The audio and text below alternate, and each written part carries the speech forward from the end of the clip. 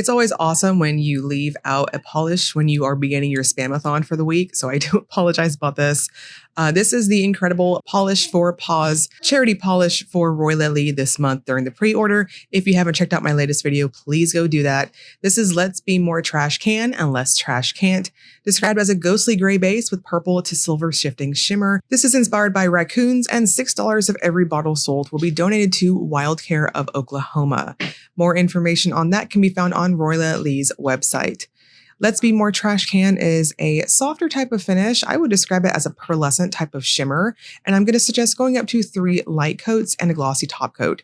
It's packed full of that shimmery goodness, so I would suggest a good glossy top coat as it will dry down quite flat. It does topper ridiculously well over black and other colors. This will give you that nice opalescent, pearly looking finish when you do that. If you have a prominent free edge, you may want to use a blurring base coat of some sort. It's not ridiculously noticeable, but I did think it was enough to take note, as in brighter lightings, you'll see a smile line.